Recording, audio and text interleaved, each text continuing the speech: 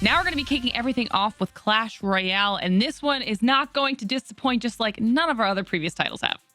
No, I mean, look, we've seen some nail biters, some back and forth, some crazy close games, close races, whatever it have been, and Clash Royale continues. Look, I've seen the footage. It continues with that trend, and it's like the second you think one player is about to take it. I'm not saying we're having players holding strats till we're like 20 seconds till the end of OT, but I'm not saying that. It gets down to the wire, and again, looking at this leaderboard, a lot of familiar faces, and hey, even some new ones. Yeah, I mean, this leaderboard alone is kind of alluding to what we were talking about. There have been some serious change-ups here. Obviously, you know, every week can be a little bit different. You never know what you're going to get. But Jaco has obviously been our consistent leader. Still very, very close. Only 5 points away from number one. But moving down the list, we still see Ruby. We still see Zod. I mean, they're unstoppable. I mean, just crazy that this pack has just been up there so consistent. Yeah, we have a new challenger up there at the top, but I got to give some shout outs to the consistency as well of Jaco and Ruby and Zod. Smurfblade dropped just a touch. Like I said, some new faces coming in as well. Kasim, another player we're definitely going to be keeping an eye on. The attack is there as well. Just again, so many of these really fantastic established players. Spicy Nachos also up there at the top, able to break that 1K point mark. I'm sorry, but I love that name. That name is just so good because it's fun, but also it alludes to their skill level, okay? They had some nice games this week, and I'm excited for you guys to check those out. As am I. I am really excited to see the breakdown because, like I said, I may have glimpsed the tape in advance, and I know what we have in store for all of you, and it's a lot of really, really solid games. Rich Slayton is standing by. He got a chance to take a look at these games and break it all down, so let's take a look. Thanks, Paul and Glitter. I'm Rich Slayton from Clash Royale League. As we go into the third week of action in North America for the Clash Royale Mobile Open here at ESL, new decks and new challengers continue to emerge. One major combination that's taking the game by storm and no different here in ESL is Mega Knight and Graveyard. MK and GY go so well together because of the defensive utility of that Mega Knight, able to clean up so many popular decks at the moment on the defensive side, and then create a huge counter push, tanking on the other side for that Graveyard. What makes Mega Knight so good in this matchup, though, in this current situation, is that it's so versatile with Mega Knight and Graveyard for the other cards that you put in the deck. You can switch in so many combinations. Spells, you can put in Fireball, Log, Snowball, Arrows, whatever makes sense for the matchup. In terms of support cards, the possibilities seemingly are endless. So Mega Knight Graveyard right now, the deck that is totally dominating and maybe a place you should look if you're trying to compete in this ESL competition. Not only are new combinations and new decks taking over the competition here at ESL, but new challengers have entered the arena, and one in particular should make a lot of people very nervous, and that is Vanguard and Team USA player Kazim. Kazim has jumped in with 3 quick wins, and he is a very, very solid player with tons of competitive experience. An 82-88 personal best on ladder. That's right, 8K personal best with 6 finishes in the top 100.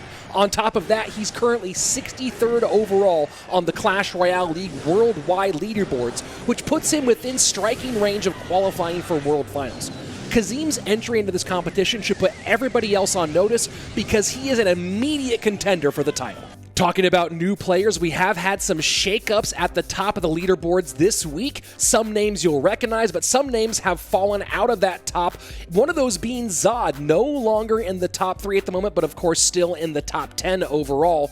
Hanging on to that number 3 position right now is Ruby, who had some pretty good wins, capitalizing on mistakes of his opponents, continues to do what he's been doing throughout this competition. Took a big loss to Smurfblade, though, which meant giving up that second place spot by just a hair. We do have a new leader overall here in the ESL North American region. Jaco has not played since the 16th of this month. A solid rating right now with 9 wins and 1 loss.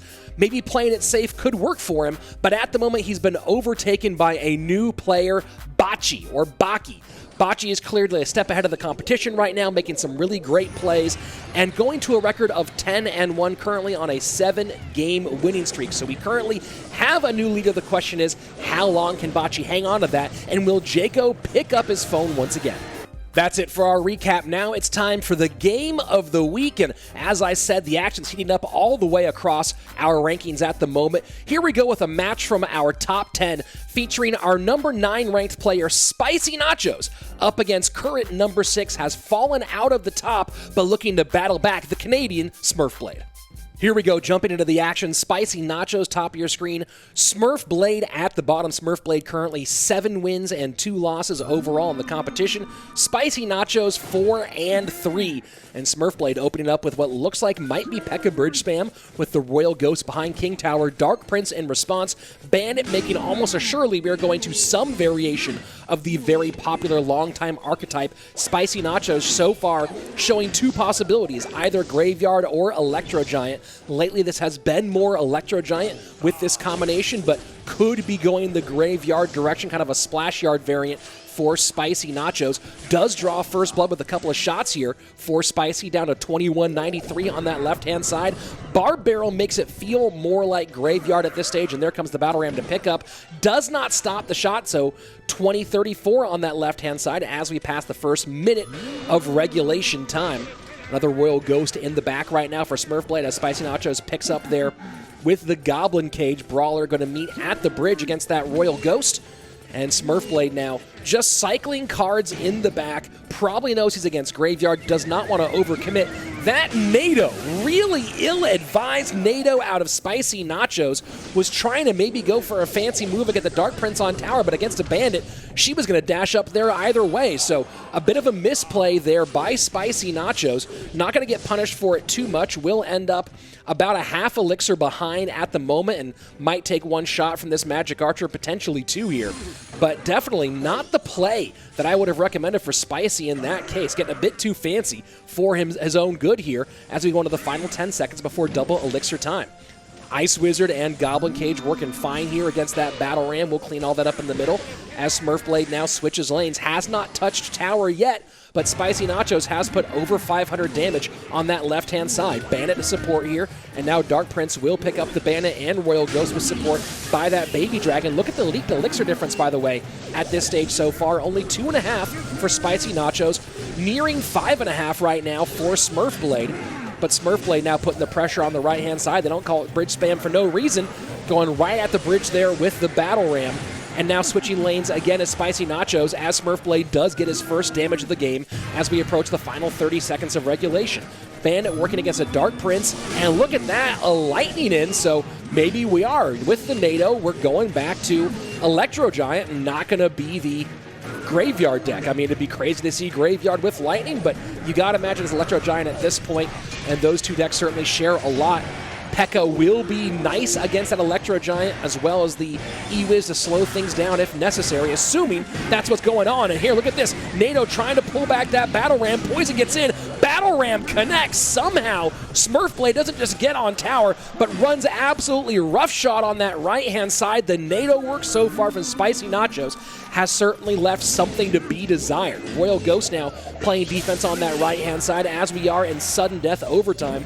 E-Wiz now cycled in the back here to play defense against this Baby Dragon. We'll see at what point Spicy Nachos decides to pull the trigger, but knowing he's up against a P.E.K.K.A., I mean, if he was playing Graveyard against Poison, that's a big trouble. And of course, if he's playing E-Giant, which is what it looks like he's doing, up against P.E.K.K.A., that's no good either. Take a look at this now. The Magic Archer not able to be protected, but just playing the bridge game right now is Smurfblade, setting the line high. Royal Ghost plus those barbs will go over to the Goblin Cage here and release that Brawler. Now Spicy Nacho setting up the opposite lane. Does he throw an E-Giant in front of this? No. He's forced to play defense on the right-hand side. He has to get Electro Giant down at some point here. That Dark Prince, though, with the help of the Lightning, does get through a little bit and forces out the Battle Ram. Now things are fairly close.